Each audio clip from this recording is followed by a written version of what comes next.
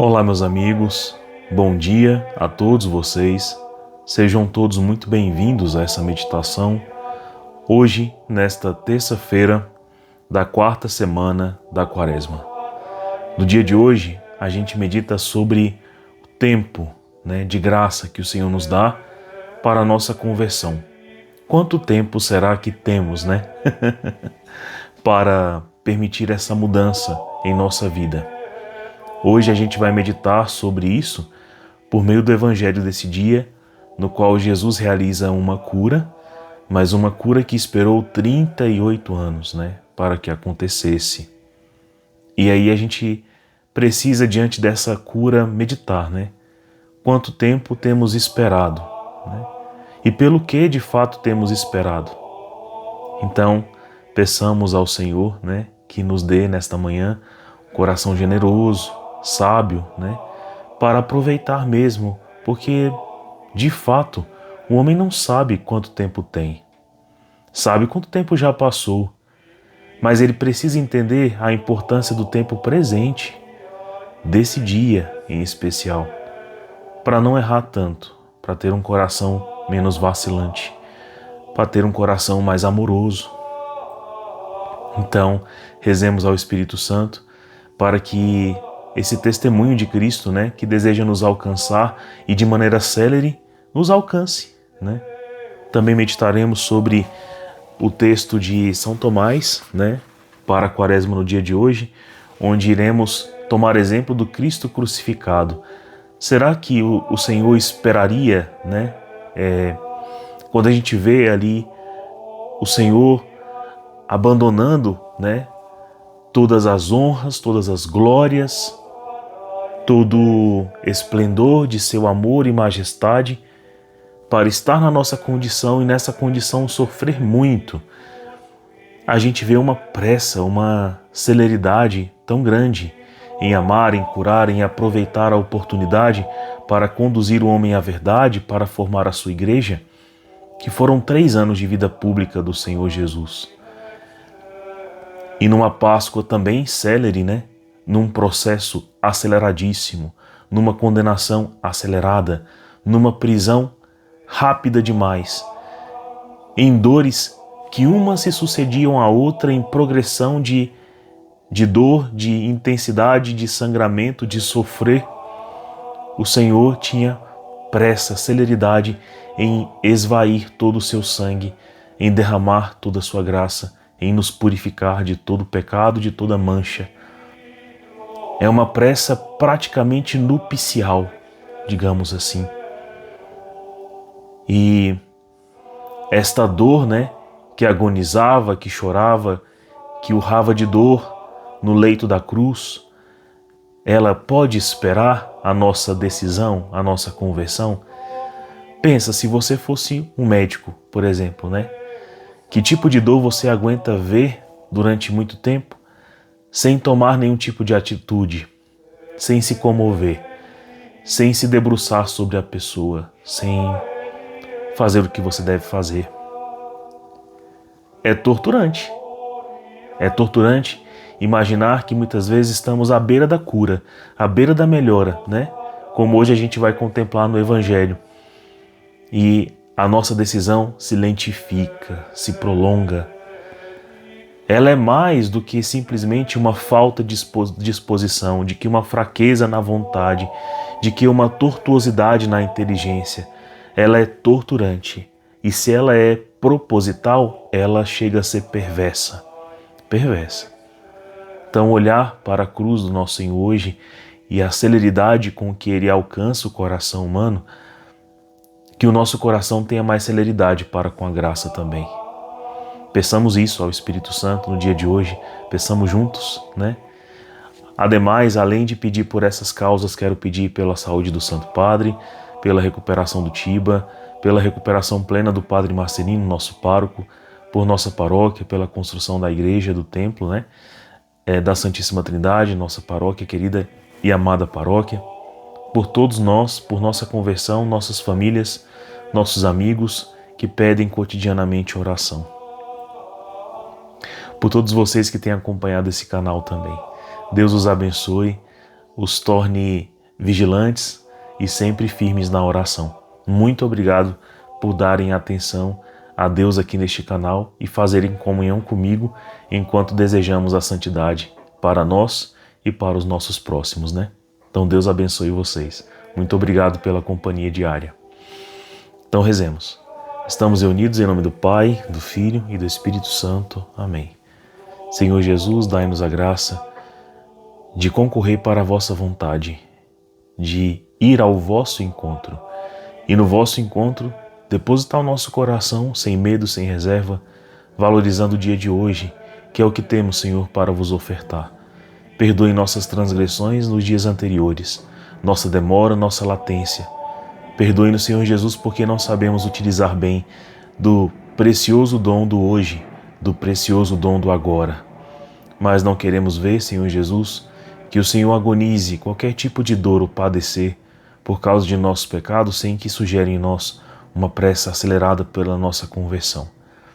Se a motivação toda para a vossa cruz são nossos pecados e nossas mazelas, nós queremos também ter celeridade para deixá-los, para abandoná-los e para viver na tua graça, no teu amor, para mais vos dar consolo, mais vos dar alegria, mais vos dar presença, mais sorrir na tua presença, na tua companhia. Queremos, Senhor Jesus, o Senhor, muito mais do que graças, muito mais do que prodígios ou sinais, esperamos mesmo é pela tua presença. E nela queremos cultivar uma grande amizade que solidifique nossa eterna união. Assim seja, Senhor Jesus. Te pedimos isso por todos os agonizantes também no dia de hoje, que também sofrem por esperar o que deveria já ter sido alcançado, alívio para suas dores, seus sofrimentos no corpo, na alma, no espírito, seus sofrimentos emocionais, de qualquer tipo de natureza, Senhor Jesus. Aliviai os mais sofredores no dia de hoje. Vos pedimos isso por intercessão da Virgem Maria Santíssima e de São José. Ave Maria, cheia de graça, o Senhor é convosco. Bendita sois vós entre as mulheres, bendito é o fruto do vosso ventre, Jesus. Santa Maria, Mãe de Deus, rogai por nós, pecadores, agora e na hora de nossa morte. Amém. Bom, meus irmãos, então vamos à leitura do dia de hoje, que está em João, capítulo 5, versículos de 1 a 16. É um evangelho bem longo, mas cheio de detalhes que vão acrescentando o nosso conhecimento sobre a misericórdia de Deus e nosso conhecimento sobre nós mesmos, né? Eu, enquanto li isso daqui, eu ficava pensando, né? Enquanto eu sou demorado, enquanto meu coração resiste. Mas vamos lá. Houve uma festa dos judeus e Jesus foi a Jerusalém. Existe em Jerusalém, perto da porta das ovelhas, uma piscina com 5 pórticos chamado Betesda, em hebraico. Muitos doentes ficavam ali deitados, cegos, coxos e paralíticos. De fato, um anjo descia de vez em quando e movimentava a água da piscina. E o primeiro doente que aí entrasse, depois do borbulhar da água, ficava curado de qualquer doença que tivesse. Aí se encontrava um homem que estava doente havia 38 anos. Jesus viu o homem deitado, sabendo que estava doente há tanto tempo, disse-lhe: "Queres ficar curado?" O doente respondeu: "Senhor, não tenho ninguém que me leve à piscina quando a água é agitada. Quando estou chegando, entra outro na minha frente." Jesus disse: "Levanta-te, pega a tua cama e anda." No mesmo instante, o homem ficou curado. Chegou à sua cama, pegou a sua cama e começou a andar. Ora, esse era um dia de sábado. Por isso, os judeus disseram ao homem que tinha sido curado: "É sábado, não te é permitido carregar a tua cama." Ele respondeu-lhes: "Aquele que me curou disse: pega a tua cama e anda." Então lhe perguntaram: "E quem é que te disse: pega a tua cama e anda?" O homem que tinha sido curado não sabia quem fora, pois Jesus se tinha afastado da multidão que se encontrava naquele lugar. Mais tarde, Jesus encontrou o homem no templo e lhe disse: "Eis que está curado, não voltes a pecar, para que não te aconteça coisa pior." Então o homem saiu e contou aos judeus que tinha sido Jesus que o havia curado. Por isso os judeus começaram a perseguir Jesus, porque fazia tais coisas em dia de sábado. Meus irmãos, percebem a pressa de Jesus, né? Então era uma ocasião de festa, né? Era uma ocasião em que os judeus iam para Jerusalém. Então Jesus estava em um momento específico, né, de celebração e tudo mais, e era um sábado. E aí, ao entrar ali, perto ali do pórtico, né, de Betesda, via-se então a piscina, né, a piscina lá de Siloé, no qual um anjo agitava, ou seja, era uma abertura para a graça de Deus, né? Momentaneamente, um anjo agitava a água da piscina e o borbulhar da água era sinal para os doentes se aproximarem e o primeiro a chegar seria curado de suas enfermidades, né? Veja que é um lapso, é uma aberturazinha pequena, profética, eficaz e contínua, perene, né? Mas que fazia muitos esperarem, muitos serem atendidos, claro, mas muitos esperarem por aquela pequena abertura de contato com a graça, né? Já Jesus é diferente. Jesus é um manancial, né? Quando a gente vai recordar da leitura de Ezequiel, no capítulo 47, a gente vai perceber, né, nessa leitura, que toda a profecia falava sobre a restauração do templo, para que o homem mais tivesse contato com a graça, fosse mais perdoado, mais misericordiado e tivesse mais habilidade para, em contato com essa graça, aprender sua vocação e amar, né? Vencer contra o pecado e unir-se a Deus. Esse é o sentido, né? De aproximar-se do templo, de aproximar-se do sagrado, de fazer sacrifícios, ofertas e orações. Esse é o objetivo. Esse é o princípio.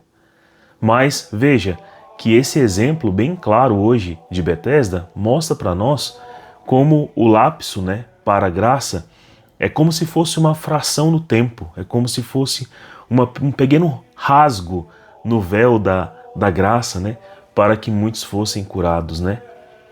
E aos olhos mais leigos isso pode parecer uma judiação, mas não, esse pequeno rasgo, mesmo pequeno assim, já é sinal, né, do quanto que Deus deseja romper a nossa ignorância, a nossa maldade, nossa perversidade, nossa relutância contra a graça. Por exemplo, esse véu torna-se cada vez mais e mais denso no nosso tempo de hoje. Por culpa de Deus? Claro que não. Mas por culpa do homem que, de maneira mais inveterada, menos aceita o Senhor, mas rejeita a sua graça. Hoje em dia, por exemplo, você vai sentir a espessura desse véu, a grossura do coração, a dureza de alma, a aspereza de vida, quando você simplesmente dirige ao seu próximo uma palavra simples sobre Cristo, sobre a verdade, sobre a fé. Quando você procura, né, do seu coração tirar algo de melhor para dar, e aí você percebe o não do outro é quase que imediato. Talvez vire o rosto para você, faça chacota meio que imediata, olhe para o chão, te considere a coisa mais abjeta, mais impertinente, mais intolerável, mais decrépita, mais suja, mais horrível do mundo, se você lhe faz um convite simples, para a graça, para uma missa, para um encontro, para um louvor, para uma palavra que seja, aí você vai sentir a espessura desse véu, o tanto que ele é espesso. E claro que para rasgar esse véu, muitas vezes, é necessário então a presença de Cristo, que é mais do que uma piscina. Ele é uma torrente de água viva, verdejante, né? E irrecusável.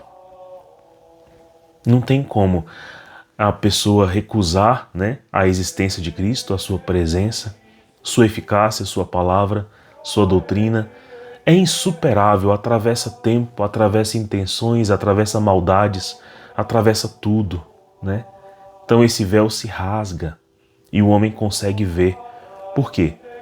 Um dos objetivos principais da missão de Cristo é nos levar ao perdão e à restituição da graça, certo? Certo. Mas Jesus faz isso de uma maneira torrencial, porque ele é o próprio amor encarnado no ventre da Virgem Maria, feito homem para estar conosco na nossa presença e deixou para nós tudo de si, seu corpo, sua alma, sua divindade, seu sangue, sua palavra, sua igreja, sua mãe, seus santos e amigos, seus anjos.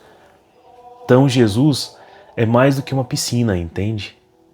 É por isso que é difícil demais ao homem, percebendo suas feridas, o quanto que ele é cego, porque não tem sabedoria, o tanto que ele é coxo, porque ele vive a contemplar mais a vida alheia do que a própria, ou seja, ele tem uma concupiscência grave, e o tanto que ele é paralítico, porque ele não sabe dar passos para esta direção. Ele apenas vagueia neste mundo a procurar que seu coração seja entulhado de bens que ele não precisa. Por isso, meus irmãos, o homem anda parado e ao ver uma torrente, um manancial de graça como Cristo, Cristo torna-se irrecusável a nós. Mas é necessário fazer movimento. Veja que esse homem da palavra hoje ficou 38 anos sem se aproximar, sem conseguir.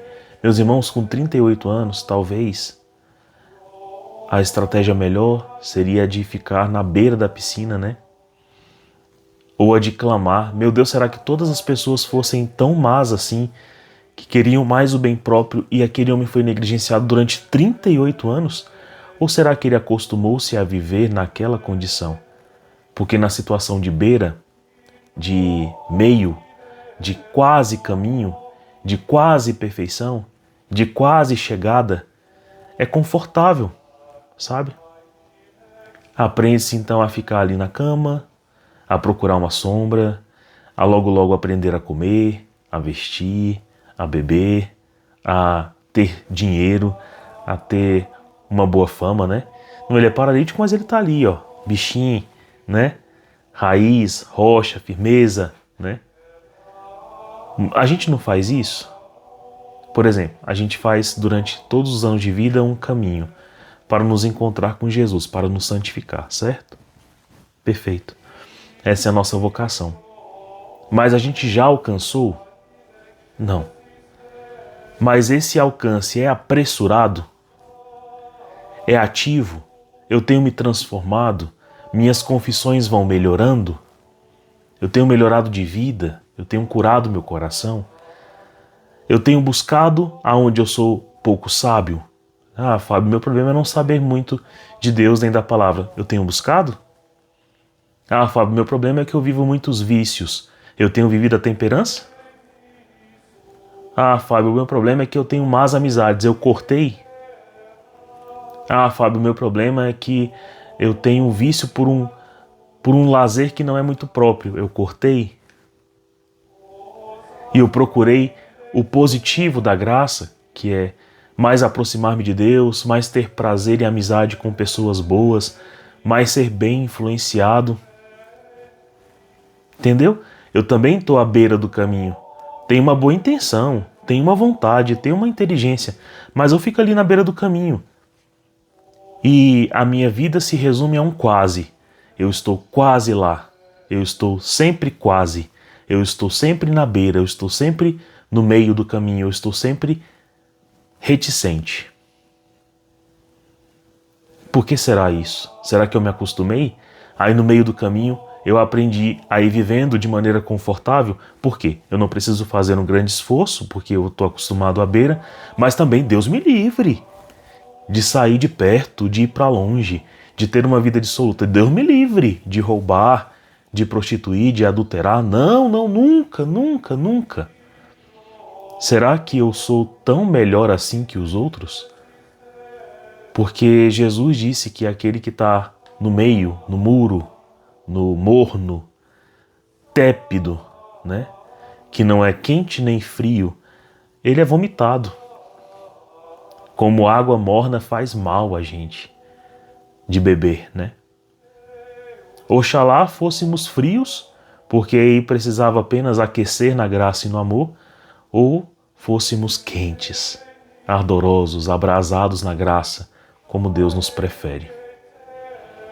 Então precisamos olhar hoje para Jesus e permitir que Ele nos dê mais celeridade de conversão, que é uma resposta na esperança, né?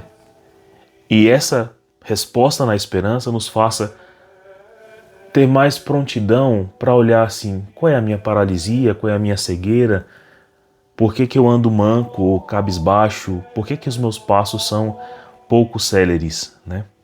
Qual é a demanda que tem na minha alma hoje? Dá uma olhada hoje no seu coração e veja a demanda. Ah, Fábio, minha prisão é aqui na luxúria. Quais são os remédios contra a luxúria, né? O que eu tenho que fazer? E como eu posso preencher mais o meu coração de amor sacrificial, de amor de Cristo, para não ter uma vida que se resume a fugir de tentações, mas a viver na graça? Tem uma coisa que eu acho interessante, que é assim, ó. Se fosse pra gente, se a nossa vida se resumisse a simplesmente fugir das tentações, né? Se fosse só isso e não buscar uma vida na graça de Deus, né, na oração, comungarmos do Senhor e conhecê-lo, bastaria dormir, meus irmãos. Porque você dorme, enquanto você está dormindo, se não for um sono exagerado, né, se não for razão de uma preguiça, que é uma concupiscência na carne, enquanto você está dormindo, você não está pecando, né? Então bastaria que Deus não nos desse a vida. Se a vida se resumisse a fugir de tentação, bastaríamos não viver, bastaríamos estar em sono, congelados, hibernando num sono eterno, como a Branca de Neve, a Bela Adormecida, né? Mas não, né? O príncipe não vai lá e dá um beijo na Branca de Neve, dá um beijo na Bela Adormecida, e esse beijo do verdadeiro amor, esse ósculo santo, coloca a menina de volta de pé. É como colocar a alma de pé de novo. Nós recebemos o ósculo santo de Jesus e ele nos devolve a vida, e é uma vida que precisa ser vivida, e a vida não se resume a fugir de tentação, mas a buscar a graça, né? O maior remédio contra os pecados da luxúria, os pecados da carne, como a preguiça, a bebedeira, além do jejum, da castidade, da moderação e temperança, é descobrir o verdadeiro amor. Ah, se não for por amor, toda obra é um pouco morta, né? Ela é um pouco castrativa. Se não for por amor, de que vale o jejum? De que vale a castidade? De que vale tanta obediência? De que vale tanta continência? Eu tenho que colocar o meu desejo, que é natural, que Deus colocou em mim, em algo que seja bom. Então eu preciso amar a Deus. Por isso que Jesus é uma torrente muito mais chamativo, belo, forte, bonito, do que uma mera piscina, um lapso no tempo. Jesus é uma pessoa comunicável, a quem dirigimos nossa oração e é a quem responde prontamente todas elas, né? Jesus é como se fala lá, como eu falava para vocês em Ezequiel, aquela torrente que emana do templo, que emana de Jerusalém celeste, né? Se diz assim, ó: então estas águas correm, descem, desembocam nas águas salgadas do mar e elas se tornam saudáveis. Assim é a torrente, o manancial de Cristo que parte do seu coração. Onde o rio chega, todos os animais ali se movem e poderão viver. Haverá peixes em quantidade, pois ali desembocam águas que trazem saúde. E haverá vida onde o rio chega. As margens junto ao rio, de ambos os lados, crescem toda espécie de árvore frutífera. Suas folhas não murcham, seus frutos jamais se acabam. Cada mês dá novos frutos, pois as águas que banham as árvores saem do santuário, saem do sagrado. Seus frutos servirão de alimento e suas folhas serão remédio. Remédio. Jesus é nosso Deus, nosso Mestre, nosso Senhor, é nosso amigo, né? É nosso amado, é o nosso bem mais precioso, Ele é nosso Deus, Ele nos ama muito. E ele é remédio também para as nossas feridas, para as nossas chagas. E a principal chaga, eu acho que hoje Jesus vem enfrentar é a nossa latência, é a nossa demora. O exemplo de Cristo crucificado. Cristo assumiu a natureza no intuito de restaurar a humanidade decaída. Ele tinha, portanto, de sofrer e de fazer de acordo com a natureza humana as coisas que poderiam servir de medicamento contra o pecado da queda. O pecado do homem consiste em ceder aos bens materiais e negligenciar os espirituais. Era, portanto, necessário que o Filho de Deus mostrasse isso na humanidade que ele assumira, através de tudo que fizera e sofrera, para que os homens pudessem considerar os bens temporais, fossem bons ou ruins, como nada, porque, do contrário, impedidos por uma afeição exagerada por eles, iriam ser menos devotados às coisas espirituais. Você entendeu? Jesus, para nos curar, para ser esse manancial de graça aqui, de águas saudáveis, salgadas, limpas, que curam e dão vida? Curam e dão vida. Veja como Jesus vem fazer isso. Ele nos cura, nos liberta, nos limpa, porque é uma água puríssima, e ele nos dá a vida, né? Então a vida não é apenas ser curado, não é apenas sair da tentação, mas é ter vida, é florescer, é dar frutos, né? Como nos diz a leitura de Ezequiel. Então Jesus, para fazer isso, ele desce do seu trono, da sua condição, né? Ele não se usurpa do poder que ele realmente tem. Sendo Deus, ele se faz homem. Sendo homem, ele se faz pão. Sendo pão, né, ele se faz alimento a nós. Isso é muito forte. Então Jesus desce a escada, né? Se reclina, um coração que se faz mísero, se faz mísere, se faz misericórdia, um coração que se rebaixa. Isso é muito forte. Então ele está abdicando do que senão se abdica, né? Da graça, da glória, para chegar até nós. Mas o nosso caminho é de melhorar, sair da desgraça, sair da miséria, sair da pobreza, do baixo, da baixeza, da concupiscência e ir tocando a graça em Cristo. E no meio do caminho a gente se encontra. Então Jesus, na cruz, ele faz esse caminho de descida, e é um caminho de descida apressado. É como se o príncipe, né, a dar o ósculo santo na princesa, estivesse descendo o calabouço, né, ou o porão no qual ela foi presa. E ele vai com pressa, com pressa, com pressa. E a alma, às vezes, está lá latente, inerte, paralítica, à beira da graça, mas não responde. Ela é despertada pelo Cristo. E aqui São Tomás diz exatamente isso, que para que os homens pudessem considerar que todos os bens temporais são nada, sejam esses bens bons ou não, são nada, diante da graça, meu Deus, é pálido. Então, Jesus nos ensina a abdicar dos bens terrenos ou da realidade terrena no qual a gente está preso, sem dela precisar e sem que ela seja realmente boa, comparada à graça celestial. Então Jesus nos ensina a despregar dessa realidade que todos nós nos devemos despregar para ir à graça, e nos ensina isso pela sua abdicação da graça na qual ele está para vir até nós. Então ele sai de seu trono e vai para o madeiro da cruz, onde ele foi humilhado, transgredido, humilhado, triturado, amassado e morto. Ele abdicou de uma glória, né, de uma graça que não se abdica, para nos ensinar a nos abdicar do que realmente se abdica. Nosso apego, nosso pecado. Eu acho que por aqui já dá para parar, né? Já dá para meditar muito. Então hoje, no dia de hoje, pensa assim, eu estou aonde, né? Na beira da piscina, na beira do caminho, e eu vou ficar aí até quando?